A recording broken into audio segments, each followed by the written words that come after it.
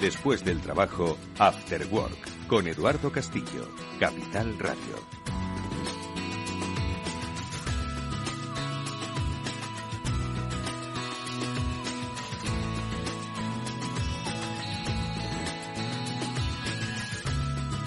¿Qué tal, amigos? Buenas tardes, bienvenidos al After Work, que ya comienza en Capital Radio, un día más con vosotros para hablar de ciberseguridad. Este es el Ciber After Work, que como sabéis todos los lunes, todas las semanas, cuando queráis, os acompaña para hablaros de uno de los graves problemas de nuestro tiempo, y no por la incidencia cada vez mayor que tienen los problemas de ciberseguridad en las empresas, en las instituciones, sino un problema porque esto es algo que está pasando, pero que sigue sin tener la visibilidad necesaria entre la sociedad para que empiece a tomar conciencia de que su relación, de que su conexión, de que su apertura al mundo digital a través de su teléfono, ese que lleva todo el día en la mano, todos lo llevamos, bueno, pues es la vía de entrada para cosas muy buenas, pero también para cosas que pueden suponer un peligro para ellos, para sus empresas. Bueno, pues hoy vamos a hablar de inteligencia y sobre todo de información, y lo vamos a hacer con la ayuda de nuestros invitados, nuestros especialistas, a los que enseguida vamos a saludar, pero antes, por supuesto, el saludo a Pablo Sanemeterio y Mónica Valle, que ya nos están acompañando y que hoy, bueno, pues compartirán esta sesión con nosotros. Pablo, ¿qué tal? Muy buenas tardes, bienvenido. Muy buenas tardes, Eduardo, muy bien, y con muchas ganas de volver a hacer un programa el lunes, después del parón del lunes pasado, y además sobre estos temas de inteligencia en fuentes abiertas. Bueno, pues sí, inteligencia en fuentes abiertas, lo vamos a hablar con Carlos Blanco, uno de los directores del curso de ASIC y un especialista en ciberseguridad y ciberinteligencia, y con él vamos a desvelar, bueno, pues todas esas cuestiones que nos encontramos, en realidad, no iba a decir a primera vista, pero sí que están al alcance de cualquiera, sacar inteligencia y luego cómo ponerla al servicio, por supuesto, de la seguridad de nuestros entornos. Mónica Valle, ¿qué tal? Muy buenas tardes. Buenas tardes, Eduardo. Buenas tardes, Pablo. Pues efectivamente, como decías, esa es la clave, información que nosotros mismos estamos dando en Internet constantemente, cada día, cada segundo, y hay gente pues que es especialista en obtenerla y sacar de ahí información e inteligencia muy valiosa. Así que haremos claves para los que investigan como para los usuarios, y a veces no dar tanta información tampoco. Bueno, pues luego profundizaremos un poco más con nuestro invitado, pero antes nosotros, como siempre, vamos a hacer un repaso a las noticias, que son muchas, ojo, las que hoy vienen del mundo de la ciberseguridad, y que, como he dicho al principio, ojo, que es que cada vez están más cerca, cada vez son más conocidas, que no son cuestiones técnicas, es que está ocurriendo en las instituciones de nuestro país. Y esas son las que vamos a repasar enseguida, y luego, por supuesto, que tendremos nuestra píldora SASI con los especialistas de Netscope.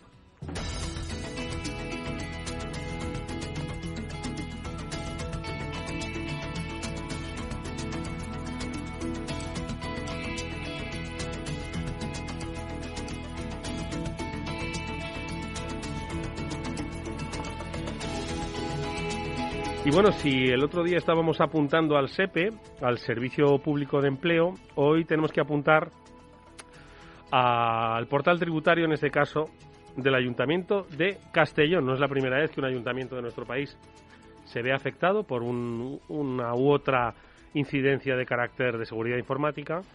Lo que sabemos, ¿qué es lo que sabemos? Bueno, pues, Mónica, ¿qué es lo que ha pasado en Castellón? Es algo que en realidad, bueno, pues se vuelve a escribir la historia, no es algo desconocido, ¿no?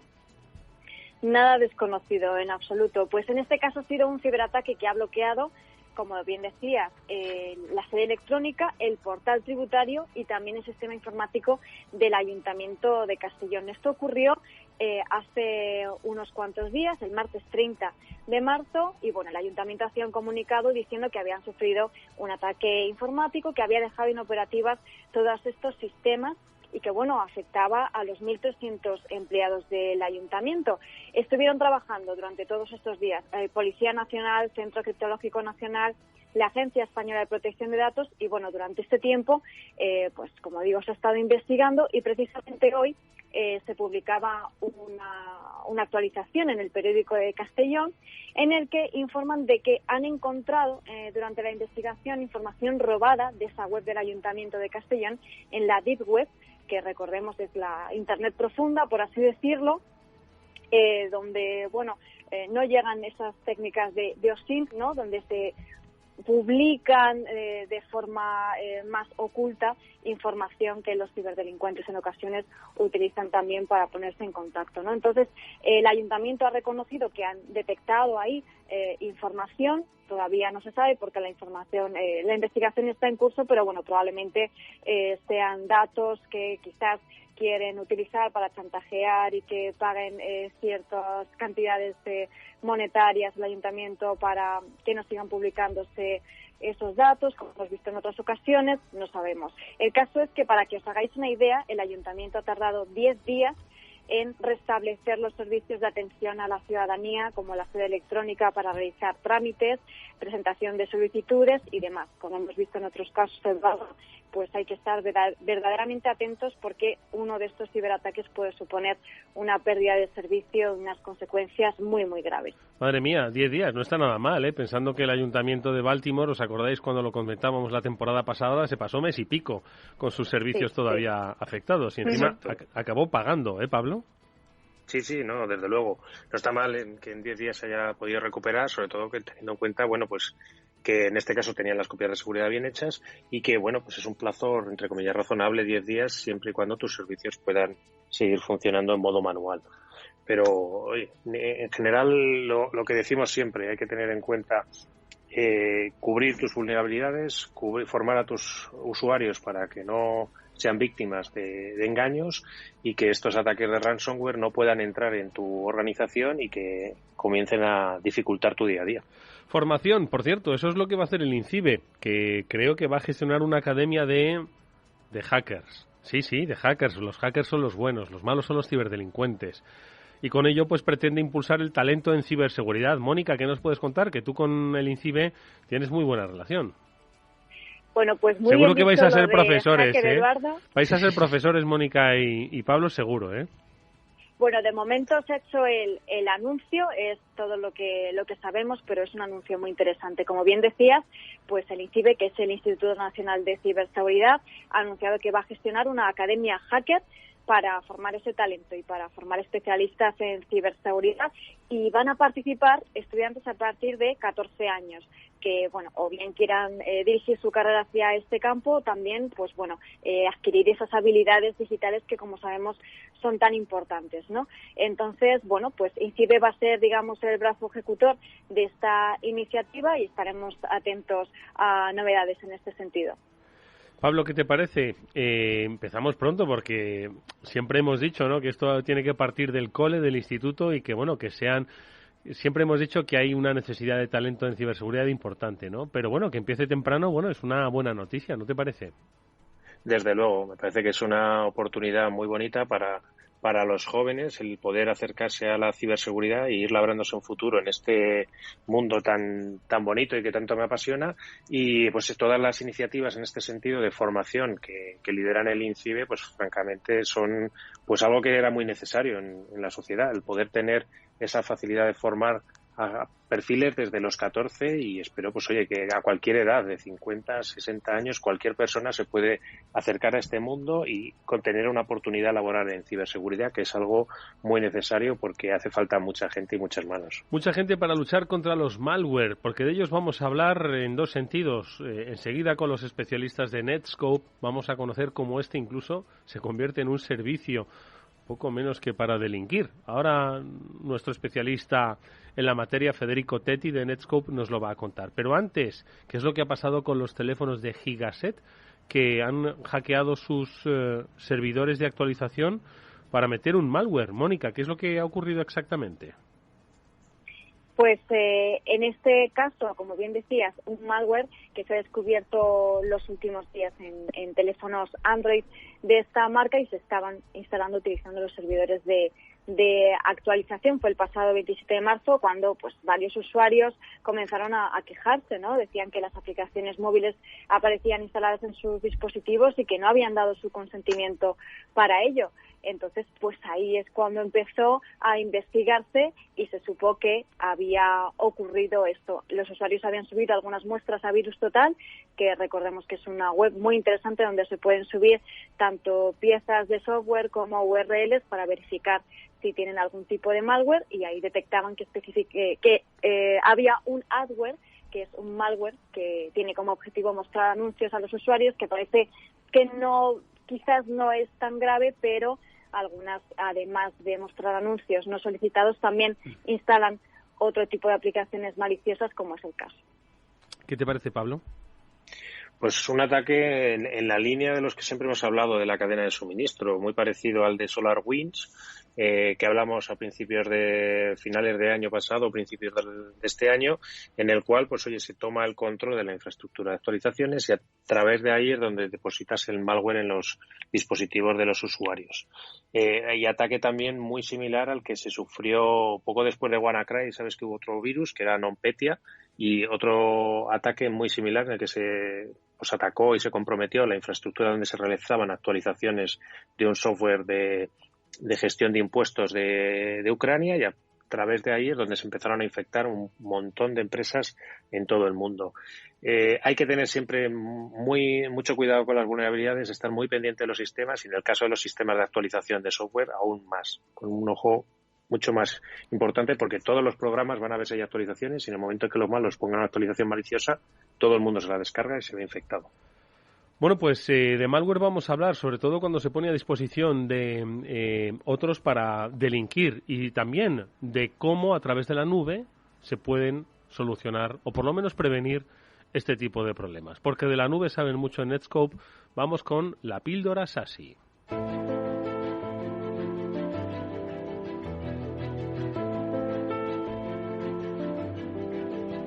Bueno, y es Federico Tetti quien hoy repite con nosotros. Recordamos que es ingeniero preventa de Netscope, y con él queremos saber primero qué es lo que ocurre, porque es que este mundo de la ciberseguridad es fascinante. Hoy nos encontramos que es que hay un malware as a service, un malware como servicio. Hay gente que te lo pide para delinquir. Federico, ¿qué tal? Buenas tardes. Hola, ¿qué tal? Muy buenas tardes. Oye, sitúanos un poco en esto del malware as a service, y sobre todo cómo la nube puede venir a solucionar problemas muy derivados de nuestro tiempo: desconfianza, necesidad, ingenuidad, confianza truncada, y sobre todo servicios, no sé si en la Deep Web. Cuéntanos un poco. Vale, ¿qué tal? Sí, bueno, justamente es una campaña muy reciente descubierta por nuestro director de Malware Research, Pablo Pacelli. Estamos hablando de una nueva amenaza que se llama MoreX. Es un pato, es decir, que es un artefacto malicioso, en definitiva, que lo que busca es infectar distintos sistemas víctimas con intenciones secundarias, ¿no? Descargar un ransomware, robar credenciales, o simplemente tratar de obtener acceso a uno de estos sistemas para en el futuro exfiltrar datos sensibles. Es muy cierto que lo especial de esta amenaza, como bien decías, es que no solamente el hecho de que se venda algún servicio, se tercerice de esa manera y que esté utilizado por varios grupos de cibercriminales, sino que abusa de la confianza de los usuarios. En principal, esta campaña está utilizando un servicio como LinkedIn, con el cual envían un fichero con una supuesta posición, copiando la posición actual de esta persona o una posición reciente, y es un ataque muy dirigido. ¿Están aprovechando LinkedIn? ¿Cómo funciona este engaño? ¿Cómo afecta al usuario? ¿A quién se dirige?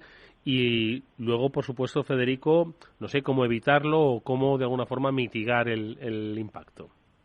Vale, sí, básicamente lo que hacen es elegir unos objetivos específicos, unas personas, vamos a suponer que me buscan a mí en LinkedIn y buscan las posiciones en las cuales yo tengo experiencia, y me envían una oferta laboral, que se adapte a alguna de mis posiciones, con un fichero adjunto que contiene una descripción de la posición, de la oferta. Yo debería hacer clic, descargarlo, y a partir de ahí es que se dispara este backdoor, que como decíamos que se llama MoreX, y lo que, a partir de ahí genera una conexión saliente con algunos de estos grupos que están haciendo uso de este servicio, para luego, posterior, decidir cómo quieren atacarme y de qué manera pueden obtener un beneficio sobre el acto criminal. Madre mía.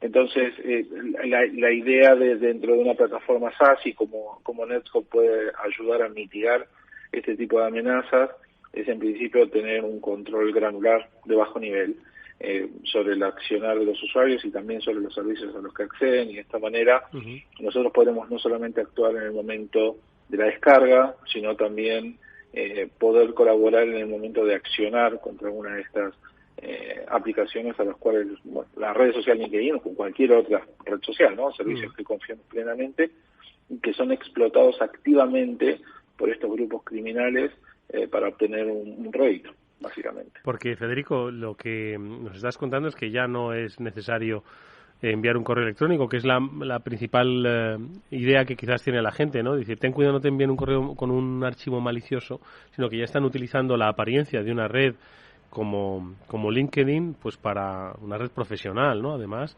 y en estas circunstancias de búsqueda de empleo, pues motivado por la COVID, ¿no? Y con los efectos que ha tenido sobre el mercado laboral, pues para entrar en nuestra organización con total apariencia, ¿no? Sin a través de una red absolutamente válida y no un correo sospechoso, ¿no? Exacto. Existe una verdad absoluta, es que la web hoy por hoy conlleva servicios, con lo cual la web y las aplicaciones han conjugado en un solo modelo de negocios, por decirlo de alguna manera, con lo cual ya lo que es un sitio web, una red social, termina siendo también un lugar de acceso, de compartir información, de descargar ficheros, y esto conlleva, por supuesto, la confianza. Uno confía plenamente en estas aplicaciones de uso diario y los atacantes lo saben. Entonces abusan de esta confianza para poder obtener accesos, para poder afectarnos y, por supuesto, para lastimarnos. Y vosotros desde Netscope, a través de la nube, Federico, lo que hacéis es, bueno, pues dar esta especie de protección silenciosa, ¿no? Está en esa capa en la que controlan, supervisan un poco este tipo de posibles entradas o posibles intentos, ¿no? Sí, bueno, en mi día a día se trata básicamente de contactar con organizaciones y este es un punto de inflexión. LinkedIn es un ejemplo, como la vez pasada utilizamos otro. Hay miles, porque hay miles de aplicaciones y hay miles de sitios web, y lo potente justamente de la plataforma SaaS y de Netscope es justamente la capa de Next Generation Street que permite tener un control granular sobre el acceso, sobre el accionar y prevenir que este tipo de amenazas puedan afectar a cualquiera de las organizaciones que usan nuestra plataforma y servicio. Federico Tetti es ingeniero preventa de Netscope. Con él hemos descubierto que las amenazas no se quedan solo en el correo electrónico, pero ojo, que desde la nube siempre se pueden mitigar. Como siempre, gracias. Ha sido un placer escucharte de nuevo, Federico. Hasta pronto. Igualmente.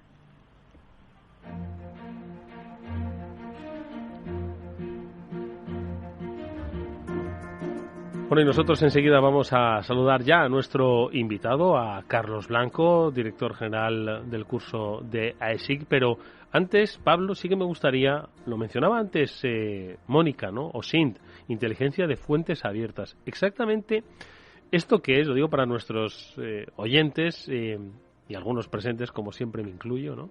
Exactamente qué es, por qué es importante conocer el funcionamiento de las fuentes abiertas en el terreno, además de la ciberseguridad. Estaríamos hablando de la ciberinteligencia. ¿Por qué es tan importante hoy conocer el espectro SINT?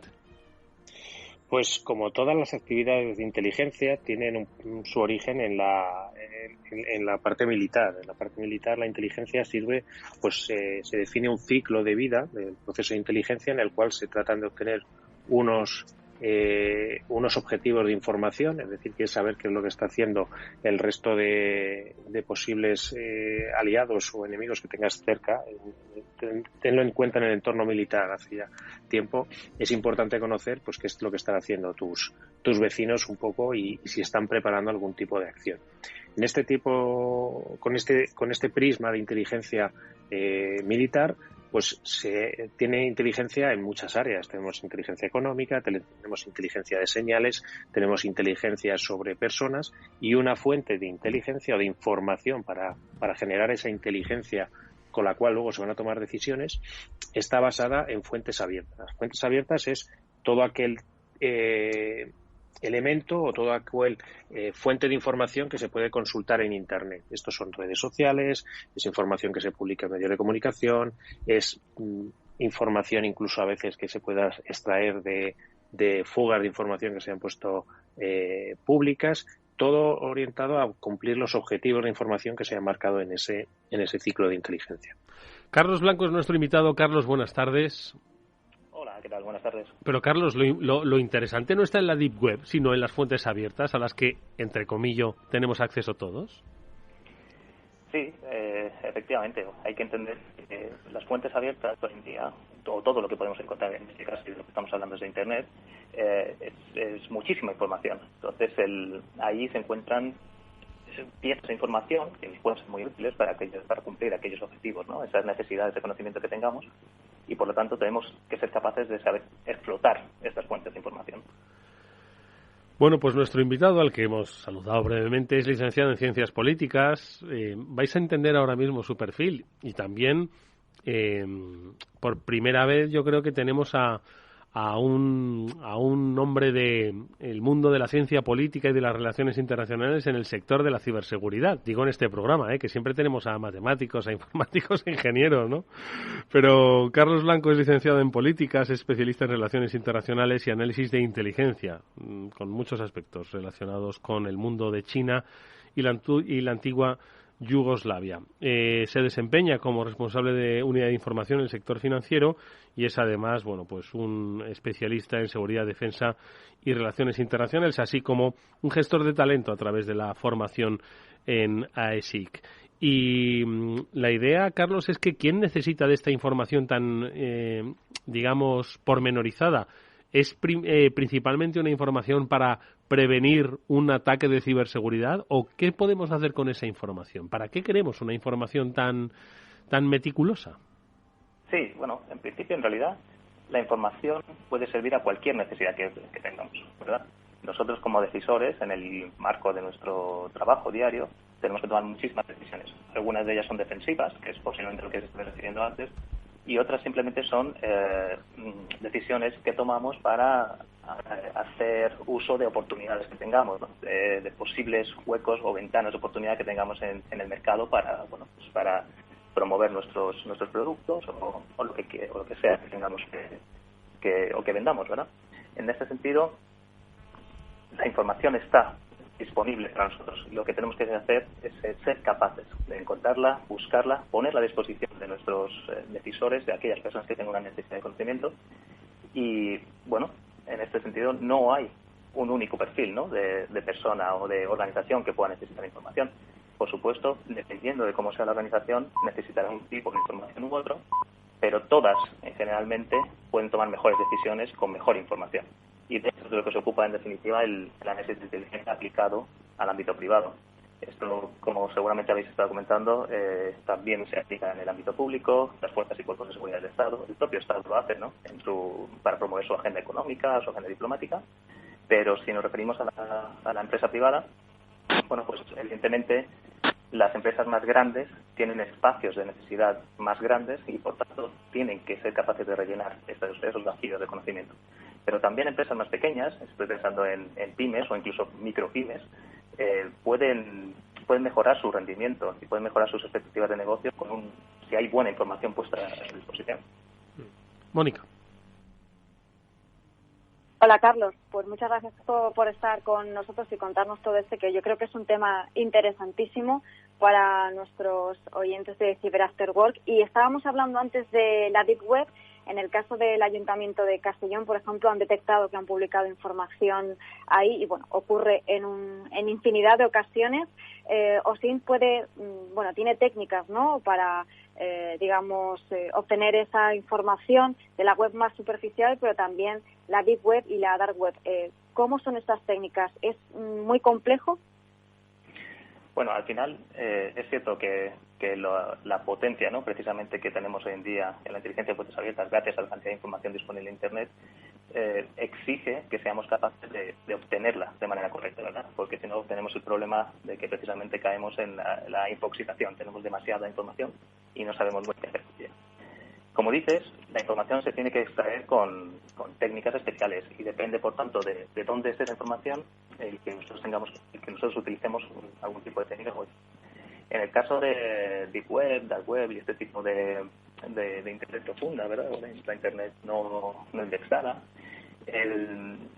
sí existen técnicas específicas generalmente basadas en el uso de, bueno, pues de propias, mejor dicho, son técnicas específicas del ámbito de la ciberseguridad y de la ingeniería informática, ¿no? El uso de scripts, el uso de herramientas, el uso en general de capacidades tecnológicas para poder extraer la información ahí donde está alojada, porque esto no siempre es fácil saberlo y, por supuesto, no siempre es fácil acceder a ella.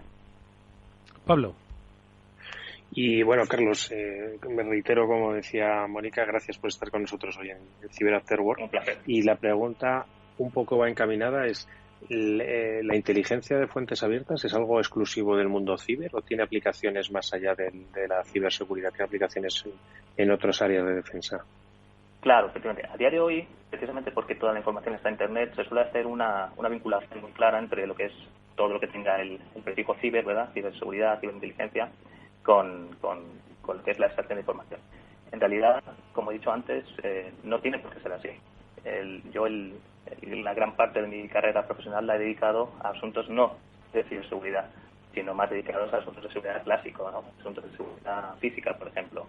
Así que no, por supuesto que no es solo un asunto de ciberseguridad, sino que es un asunto, por ejemplo, de seguridad, o también de economía, o también de reputación, también de marca.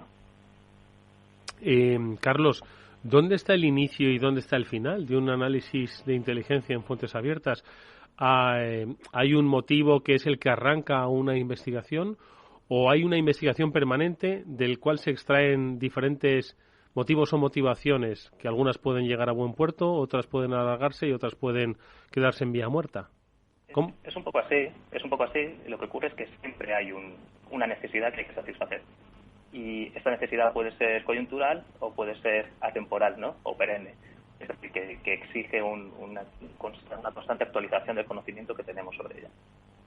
Generalmente, el decisor, una persona, alguien que tiene que tomar una decisión, se da cuenta que tiene una falla de conocimiento. Hay algo que no sabe o que no sabe lo suficiente para poder tomar una decisión informada, una decisión rebajando el nivel de incertidumbre. Es aquí donde entra o donde se inicia un poco lo que denominamos el proceso de inteligencia. Este proceso es efectivamente un conjunto de procedimientos que se inician con una petición. Necesito saber algo sobre este otro algo, y que continúa pues con una serie de tareas, con la parte de obtención de esta información, la parte de análisis, la parte de creación de los informes o de los productos de inteligencia y, por último, la parte de difusión. Esto es lo que denominamos el proceso de inteligencia. Carlos, una pregunta, y no estoy de broma.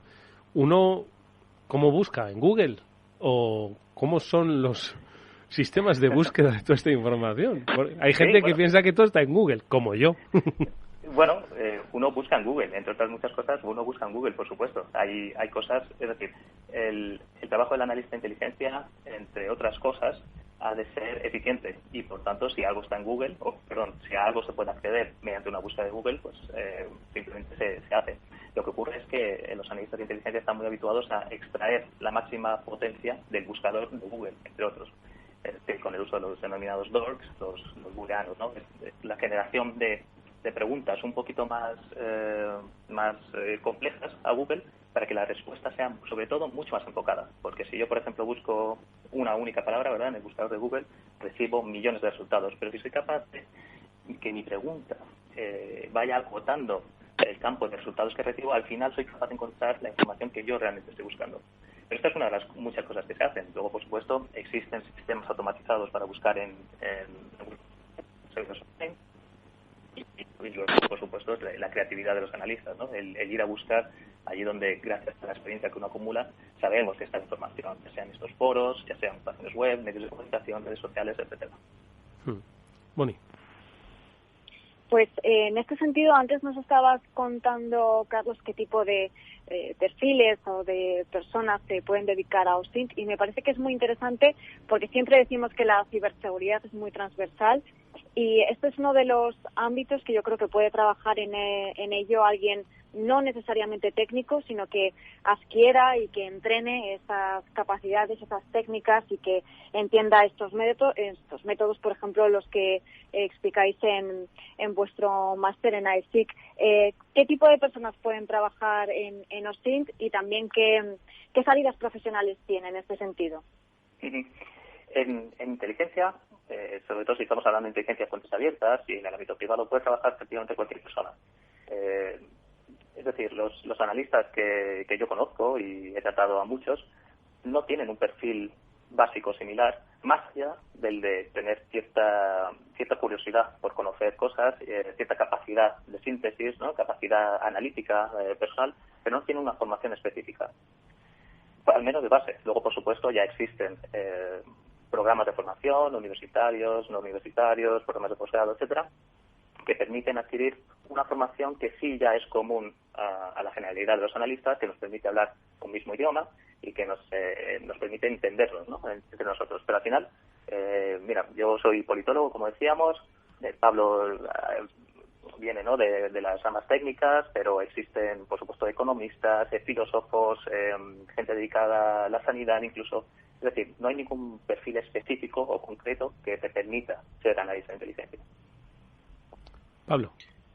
Yo creo que precisamente eso de lo que estabas hablando es una de las cosas bonitas de OSINT, y es que no es necesario ser un gran tecnólogo para ser capaz de relacionar datos. Porque, si no me equivoco, y corrígeme, Carlos, todos los informes de inteligencia van mucho de relacionar informaciones obtenidas por distintas fuentes. ¿Es esto cierto? O sea, puedes coger datos que se han fugado de una base de datos, con datos que se encuentran en la Deep Web, con datos que se encuentran en redes sociales.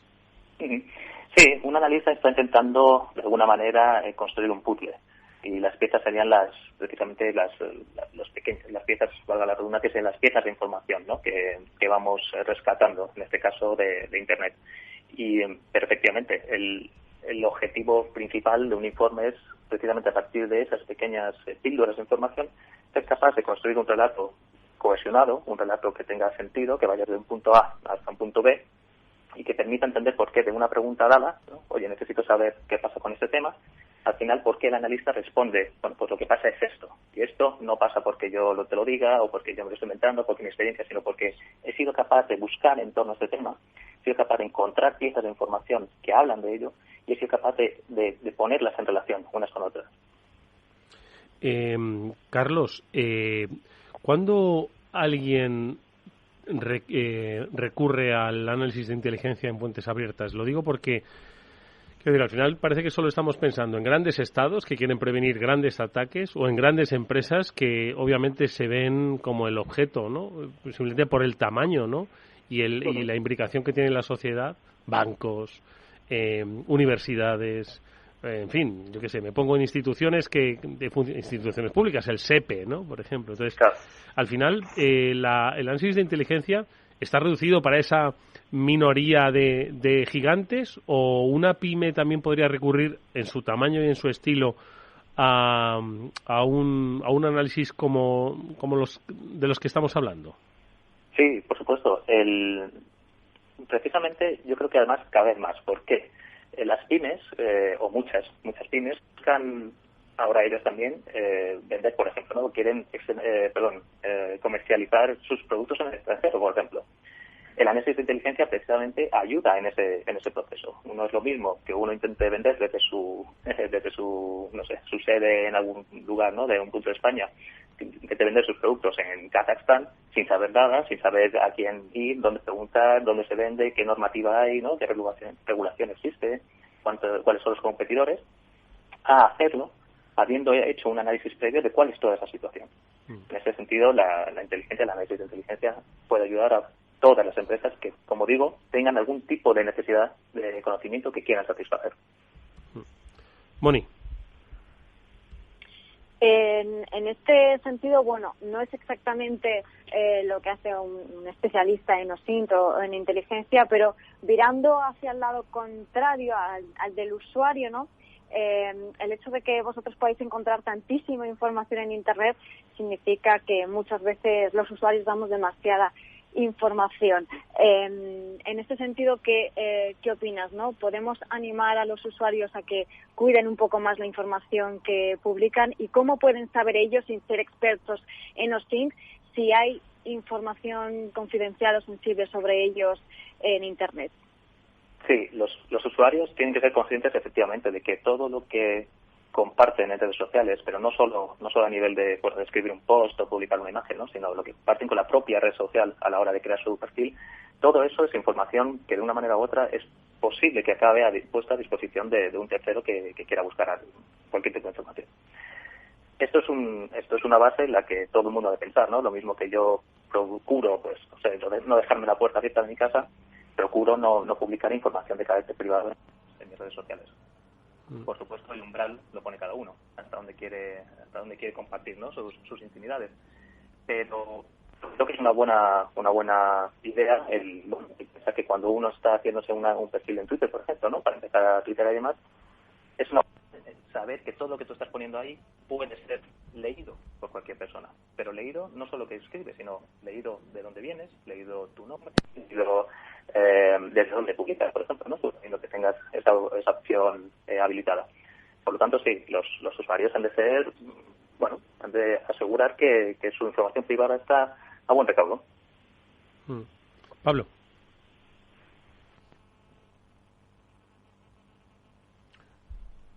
Pablo, estás silenciado. Estas tecnologías. Pablo, ¿nos estás escuchando? Exacto. Oye. Estaba silenciado. Perdonad. Nada, estaba preguntándole a Carlos y me estaba preguntando en voz alta también un poco si crees que si la gente fuera consciente de la información que se puede extraer a través de redes sociales y mediante técnicas OSINT, ¿sería un poco más cuidadosa a la hora de compartir información?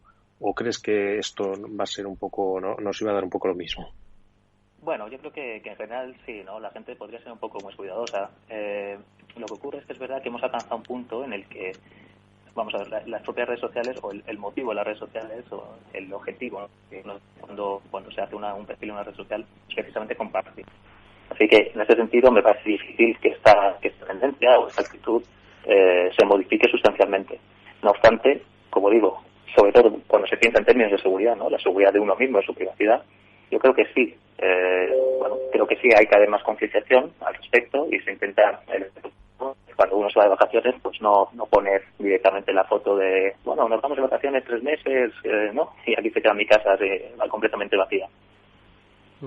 De hecho, seguro que Carlos recordará, y muchos de los oyentes y vosotros, Pablo, Mónica, una especie de anuncio para concienciar, no sé si era en Dinamarca, en Alemania, en Holanda, no me acuerdo muy bien, pues que fingían una carpa donde había un adivino, ¿no? Y lo fingían en medio de la calle, invitaban a la gente, oye, ¿por qué no siéntate aquí que el adivino te va a decirte 3 o 4 cosas? Y detrás de esa carpa había un equipo de hackers buscando información pública, en redes abiertas, sobre esa persona. Y este adivino pues le iba pues diciendo, pues te estás a punto de comprar un coche, has pedido un préstamo para ello, y le iba contando algunos aspectos. Y la gente se le iba quedando amarilla la cara, ¿no? Porque decían, madre mía, claro, saben todo esto de mí. Y luego pues desvelaban al final, ¿no? Caían unas lonas de esa carpa y veían al equipo de informáticos, al equipo de hackers, navegando con toda su información que era pública, ¿no? Y la gente se quedaba, no sé si lo recordáis, pero la gente se quedaba absolutamente acongojada, ¿no? Decían, madre mía, de lo que me han hecho ser consciente, ¿no? Entonces yo creo que sí que no sé, faltaría un poco, ¿no crees, Carlos? ¿Perdón? Digo que vendría bien un poco de concienciación, ¿no? En ese sentido. Sí, ese tipo de cosas son como un bofetón de realidad, ¿no? Pero bueno, también no me gustaría que quedase la idea de que los analistas están ahí siempre intentando buscar, ¿no? nuestras intimidades más secretas y demás, ¿no? Al final, lo que hacen los analistas las técnicas que utilizan son absolutamente legales, legítimas. Y como digo, en fuentes abiertas se trabaja solo con información públicamente disponible. No existe ningún tipo de procedimiento de hackeos de cuentas, ¿no? O de intentar acceder a esa información que no está públicamente disponible. Pablo. Y quería preguntarte, Carlos, a nuestros oyentes que nos estén oyendo o que estén dudando sobre si esto de los OSINT es para ellos, ¿dónde pueden formarse? ¿Existen cursos o hay programas donde formarse en ser analista de OSINT? Sí, desde luego. Ya, por suerte, desde hace varios años existen multitud de iniciativas, hay, como decía antes, de diversos tipos, ¿no? A las que uno, dependiendo de la edad, dependiendo de la posibilidad de compromiso que tenga, ¿no?, en términos de tiempo y de intensidad, a las que uno puede sumarse. Hay, por supuesto, hay másteres en inteligencia, hay posgrados, y además hay cursos que determinadas asociaciones están promoviendo para precisamente conformar o hacer más robusta la comunidad de inteligencia española, ¿no? Entre ellos tenemos el que yo tengo la suerte de coordinar, el curso de inteligencia en fuentes abiertas en Internet, OSEN, que lo coordino en el marco del trabajo de la Alianza Española de Seguridad y Crisis, AESIC. Este es un curso que sirve para gente que esté iniciándose en este asunto, ¿no?, que llamamos de análisis de inteligencia en fuentes abiertas, o que ya siendo un analista tenga necesidad de conocer más espacios propios del análisis de inteligencia. Y tú eres politólogo, eres especialista en relaciones internacionales. Entiendo que esto es una disciplina abierta donde, se necesita obviamente cierto conocimiento técnico, ¿no?, por lo menos cierta sensibilización con el mundo digital, ¿no?, pero que no es necesario, entiendo, Carlos, tener esa profundización de conocimientos que puede llegar a tener, por ejemplo, Pablo, ¿no? Nada, absolutamente, y mucho menos como Pablo, ¿no?, que sabe muchísimo. No, porque efectivamente toda la información está en Internet y por tanto es inevitable que te tengas que relacionar con un ordenador y extraer la información, ¿no?, a partir de ahí. Por tanto, sí, hace falta una cierta sensibilidad, hace falta entender cómo funcionan las redes sociales, por ejemplo, cómo funcionan los blogs, los foros, ¿no?, ese tipo de cosas, pero no es necesario en absoluto tener un nivel de conocimientos técnicos avanzados, porque como bien señalabas, los perfiles de los analistas son muchísimos. No hay, de verdad que no es necesario ser un especialista en ingeniería, informática, ni nada por el estilo. Moni. Y para centrarnos, por ejemplo, en redes sociales, ¿qué tipo de técnicas se tienen que usar, Carlos? Porque nosotros estamos acostumbrados en el buscador ponemos una palabra, un hashtag y nos sale lo que quiere la red social que nos aparezca, ¿no? Pero vosotros usáis técnicas muy sofisticadas, no solamente de búsqueda, sino también herramientas para encontrar absolutamente de todo, ¿no? Y esto, los usuarios que no están muy basados en esto realmente se sorprenden. ¿Qué se puede encontrar, por ejemplo, por poner un ejemplo solamente, en una red social?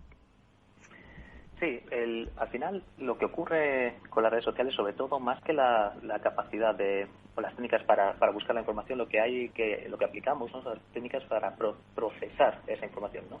Todo parte, como tú bien dices, de algún tipo de búsqueda más o menos compleja, y para esto existen también softwares específicos, ¿no?, en los que te permiten generar preguntas muy complejas, muy largas, muy amplias, ¿no?, que van filtrando toda la información, por ejemplo, supongamos en Twitter, para que tú al final obtengas solo aquellos detalles que quieres conocer, ya sean desde, por supuesto, menciones que has recibido, hasta compartir determinados archivos, o, por ejemplo, ver solo determinadas fotografías, o, no sé, prácticamente cualquier cosa que tú quieras conocer que haya sido publicado, compartido o escrito en una red social dada.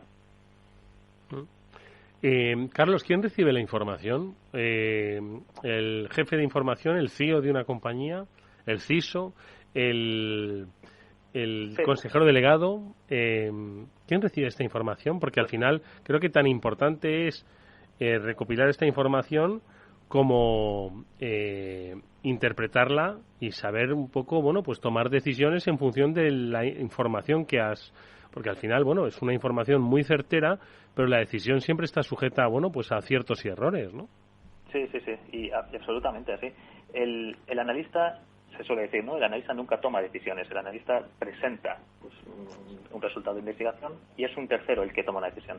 Este tercero, efectivamente, puede ser, dependiendo de la empresa, puede ser desde el CEO, puede ser el presidente, puede ser el CISO, puede ser cualquier persona que tenga una necesidad de saber, porque tiene que tomar decisión. Efectivamente, todos, digamos, ¿no?, todos tenemos necesidad de saber en nuestro día a día, pero no todos tenemos que tomar decisiones relevantes de negocio en torno a esas, ¿no?, a esas oportunidades. Por tanto, una unidad de inteligencia, una unidad de información, siempre está mejor aprovechada cuando sus productos pueden ser utilizados por estas personas con capacidad de acción para tomar decisiones mejor informadas. Y en el tema de la ciberseguridad, Carlos, ¿cómo se percibe que una información que circula por redes abiertas puede constituir una amenaza? Porque obviamente no te van a decir, oye, mañana vamos a atacar a tal compañía o vamos a ver si se puede vulnerar su sistema, ¿no? Entonces, ¿cómo interpretamos en el terreno de la ciberseguridad? ¿Cuáles son las señales que a vosotros, los expertos en inteligencia, os hacen decir que quizás hay un riesgo de amenaza?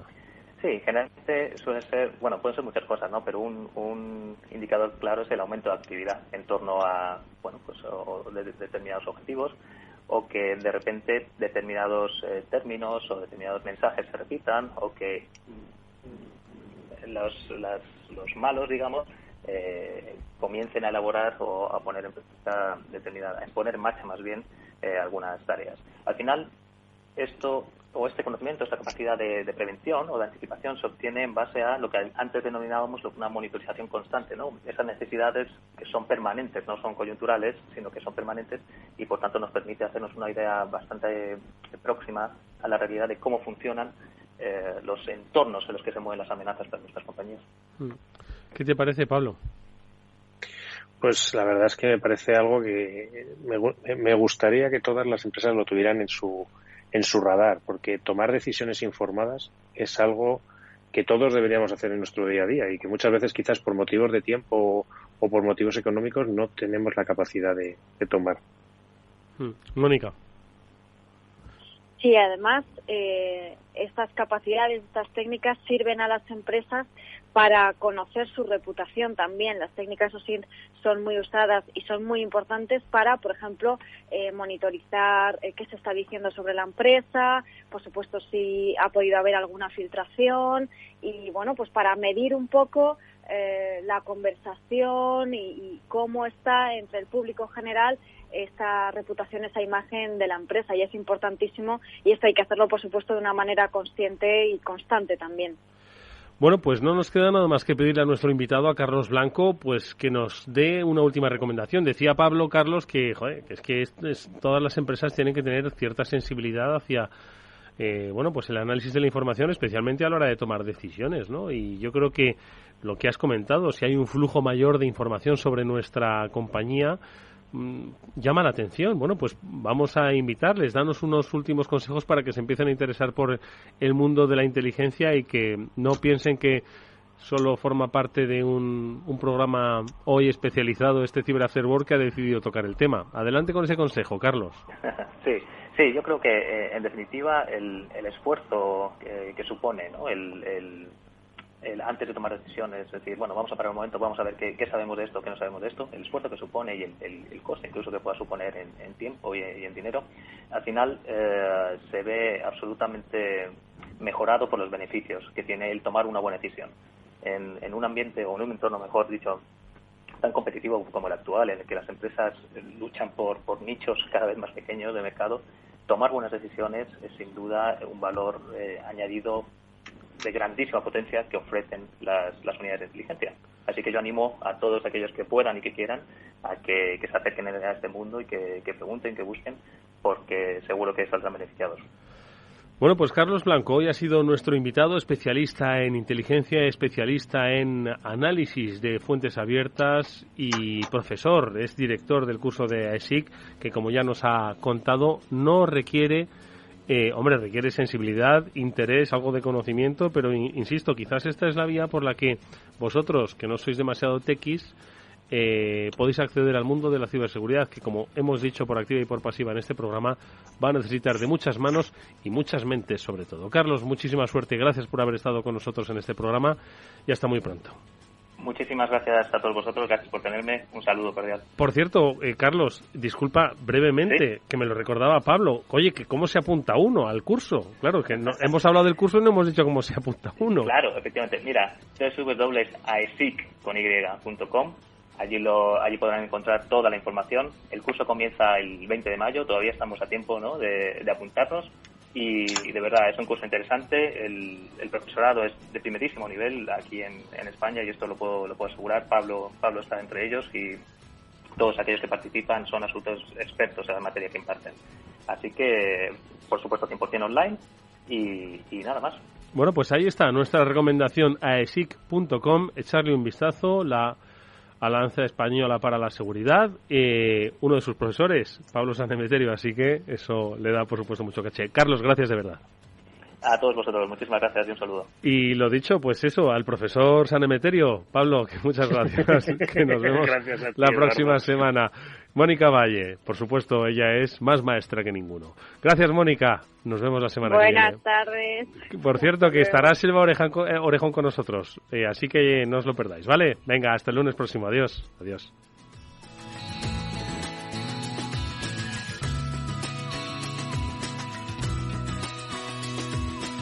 Volvemos mañana a las 19 horas en el After Work de Capital Radio, como siempre, para hablar de economía con nuestros economistas de cabecera. Analizaremos la realidad, la cruda realidad. Hasta mañana, entonces.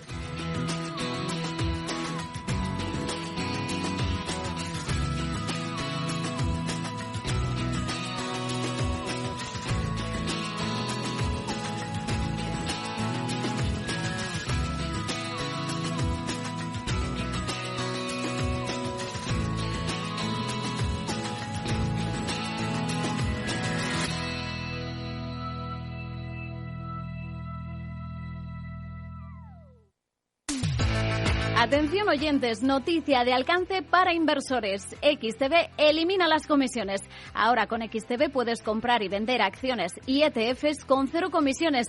Has oído bien, 0 comisiones hasta 100.000 euros al mes.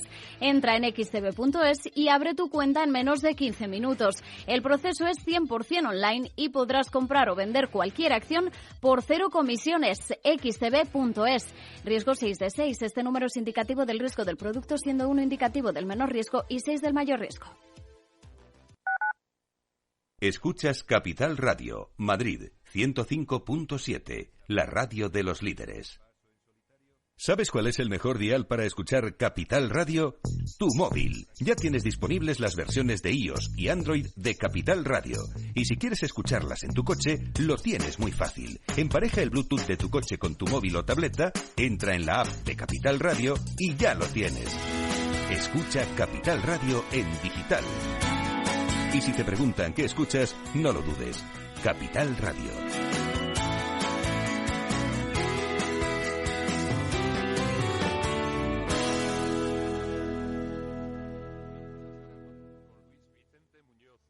Nos gusta que las personas tengan opinión propia.